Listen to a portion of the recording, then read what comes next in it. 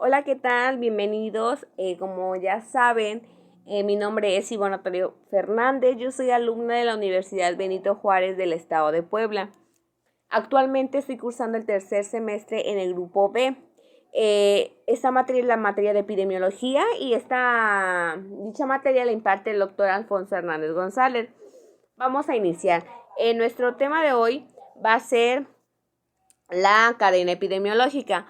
Vamos a utilizar palabras súper sencillas, súper fáciles de entender y pues es un tema que ya videos atrás hemos hablado y presentado. Bueno, vamos a iniciar con nuestro primer tema. Bueno, para empezar, vamos a saber el concepto súper claro de lo que es la cadena epidemiológica. Bueno, una cadena epidemiológica es la secuencia de los elementos que se articulan en la transmisión de un agente desde una fuente de infección a un huésped susceptible.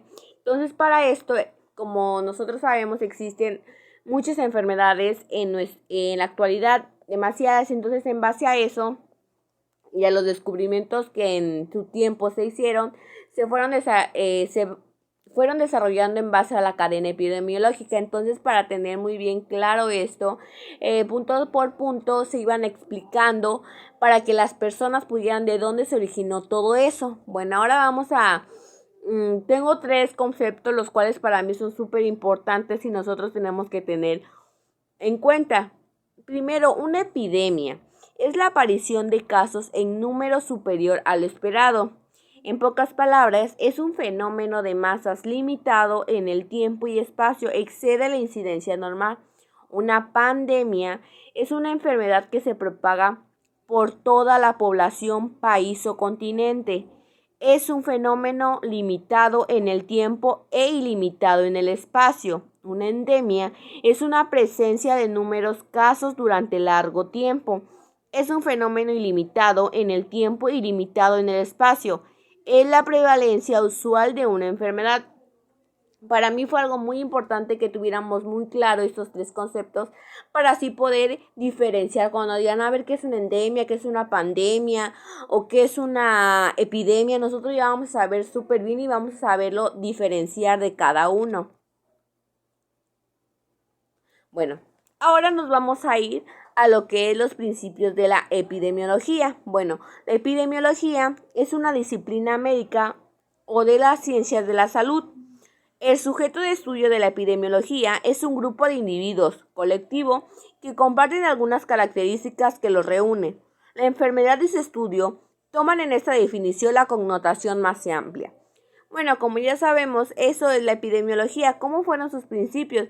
Entonces sabemos que la epidemiología, como ya leímos, es una disciplina médica, está íntegramente relacionada al área de la salud, o lo vemos aquí, de la ciencia de la salud. Entonces, el sujeto de la epidemiología de su estudio es un grupo de individuos, puede ser un colectivo que comparten algunas características que los reúnen. Bueno, vamos a continuar. Bueno, como podemos darnos cuenta, aquí pude, colocar algunas imágenes de lo que es nuestra tríada ecológica. La tríada ecológica consta de tres elementos, que es el agente, el huésped y el ambiente. Podemos tener como esta tríada se maneja, va a seguir orden de acuerdo a las manecillas de reloj de derecha a izquierda. Entonces empezamos con huésped, agente causal y ambiente.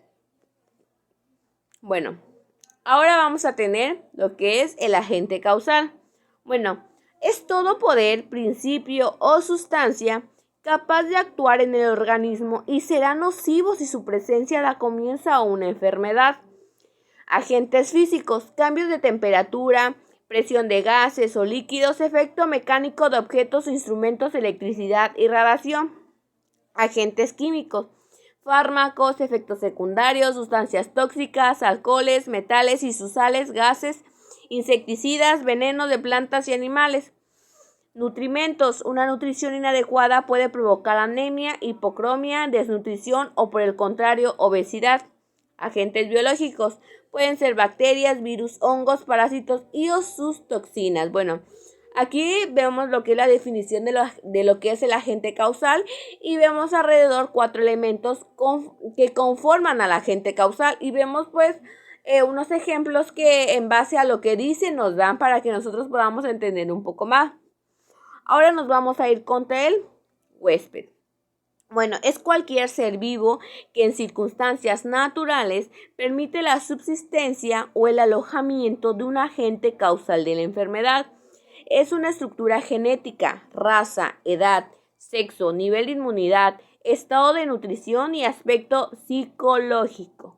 Bueno, como ya sabemos, esto es lo que es el huésped, es cualquier ser vivo.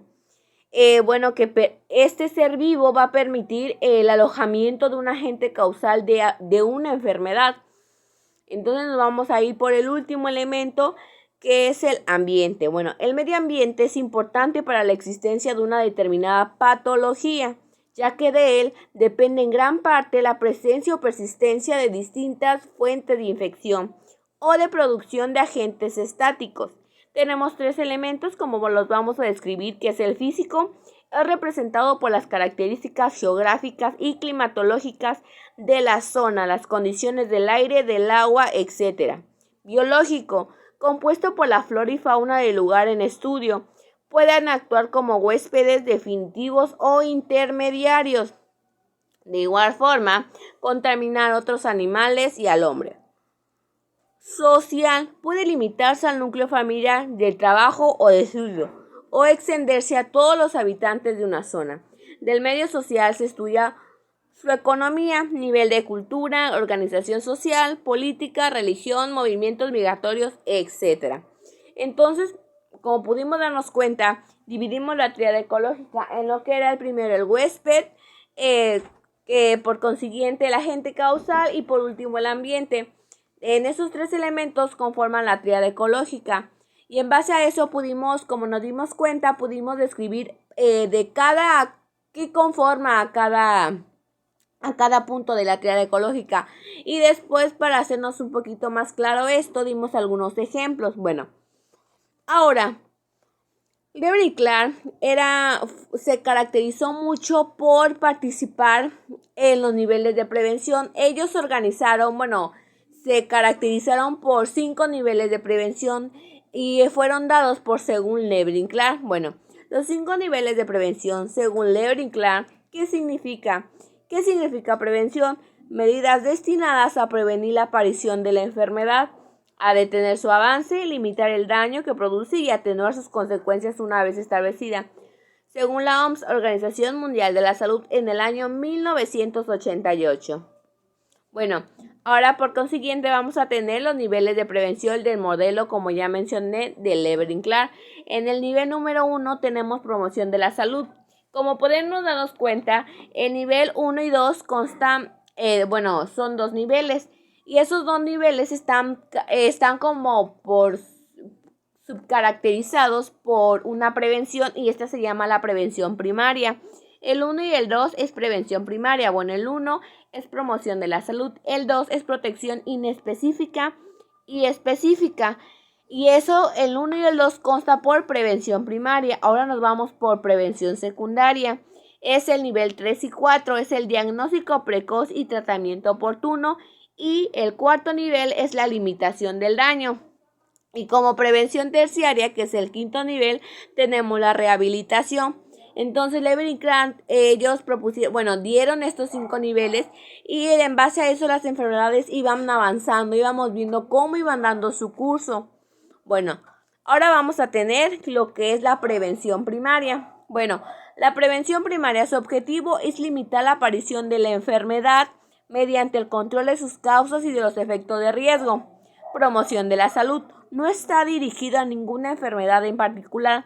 Incluye medidas que mantienen y promueven la salud del individuo, como alimentación, vivienda, educación, condiciones de trabajo, exámenes, educación para la salud. Bueno, como leemos, la prevención primaria es todo aquello, desde que comienza esa prevención se da para, como su nombre le indica, prevenir antes de que la enfermedad se ponga un poco más grave o avance a otro tipo de nivel.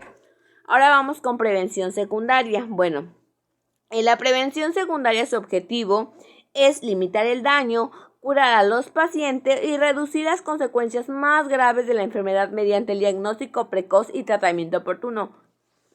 va avanzando. Bueno, ya estábamos prevención primaria, es controlar, limitar lo más que se pueda. Ahora pasamos a prevención secundaria. La prevención secundaria, como dice, un diagnóstico precoz, diagnóstico oportuno y tratamiento, como lo volvemos a leer, oportuno. O sea, todo, o sea, tenemos que tomar todas las medidas antes que esta enfermedad tome un riesgo más grave. Ahora, prevención terciaria. Bueno, son aquellas medidas encaminadas a reducir las secuelas y discapacidades, minimizar los sufrimientos causados por la pérdida de la salud y facilitar la adaptación de los pacientes a cuadros incurables. Ahora vamos, rehabilitación. La prevención terciaria se refiere a las acciones de rehabilitación brindadas a las personas a fin de que puedan utilizar sus capacidades remanentes y de esa manera reintegrarse a la sociedad. Bueno, ya estábamos en la terciaria, ahora rehabilitación. Ya pasó todo, la enfermedad tomó su curso, ahora vamos a rehabilitarlos, a que el paciente vuelva a sus actividades normales y eso va a ir una rehabilitación, como todos ya sabemos, que torna. Bueno, como uno de los últimos puntos que se va a hablar en esta presentación, eslabones de una cadena para patología. Bueno, vamos a empezar. Un agente causal específico. Segundo punto, una puerta de salida del agente, modo de transmisión del agente, puerta de entrada del agente y susceptibilidad del huésped. Estos 5 puntos forman se podría decir como una pequeña continuidad. Entonces, en base a eso, existen enfermedades y esas enfermedades van por eso, van punto por punto para que veamos, como ya mencioné en un principio, cómo se originó, cómo va todo. Bueno, características del agente intrínsecas: tamaño, forma, composición, química, etc. Comportamiento en el huésped: contagiosidad, patogenicidad, virulencia, poder invasor y antigenicidad. Y comportamiento frente al medio: resistencia, actitud que presenta para su vehiculización. Para ser muy honesto, igual yo como que a veces pues no entendía esos términos, pero ya cuando buscas enfermedades que te interesen a ti, si ustedes buscan, pueden buscar en Google una enfermedad, por ejemplo, dengue, que se basa en la cadena epidemiológica. Entonces ahí te vienen describiendo cómo va, cómo es el primer punto, cómo se originó, ahora su puerta de salida, por dónde va a ser. Entonces es un poquito más fácil de entenderle de esa forma que nosotros tengamos un ejemplo, porque igual mucha teoría pues a veces como que te confunde. Bueno, características de la fuente de infección. La fuente de infección puede ser reservorio, donde la gente vive y se reproduce y del cual depende para su supervivencia. Puede ser humano y animal. Ambiente. Constituye una fuente pero no un reservorio, porque en él no se puede multiplicar el agente. Características de la puerta de salida. Camino que toma el agente para salir de la fuente. Puede ser aparato digestivo, aparato respiratorio, piel, placenta, tracto genitourinario, etc. La puerta de salida, como su nombre le indica, por dónde va a salir el virus, por dónde va a salir, ahora qué lugar va a buscar para salir. Entonces, estos son algunos ejemplos de donde puede salir. Bueno, características de la transmisión. Existen dos tipos, que es la directa y la indirecta. Vamos a hablar un poquito de ellos para tenerlos un poquito más claros. Bueno, la directa es el mecanismo por el cual el agente se transmite desde la puerta de salida del reservorio o fuente a la puerta de entrada del huésped. Su clasificación de los mecanismos de transmisión directa consiste esencialmente en transferencia inmediata de un agente infeccioso desde un huésped o reservorio infectado hasta una entrada apropiada. Entonces, como su nombre lo indica, esta transmisión directa, se le va a dar como un poquito más caracterizado, y en el cual, se puede observar de igual manera que esto puede suponer no solo contacto directo, tal como un beso o el contacto sexual, sino también rociado por gotitas, flush, por medio de estornudos y tos en las membranas mucosas de esas personas infectadas. Bueno, vamos a hablar un poco de la transmisión indirecta. Bueno, la transmisión indirecta puede ser por vehículo, por un vector o por el aire. La transmisión por vehículo es contacto indirecto a través de objetos inanimados que se denominan fomites. Los fomites, como su nombre le indica, son esos objetos que han sido tocados por las personas que están infectadas de dicha enfermedad. Bueno, tales como ropa de cama, juguetes o instrumentos quirúrgicos, así como alimentos contaminados, agua y líquidos administrados intravenosamente. Bueno, el agente puede multiplicarse o desarrollarse dentro del vehículo o sobre él. Finalmente, la transmisión indirecta puede ser por el aire. Bueno, de mi parte es todo. Muchas gracias por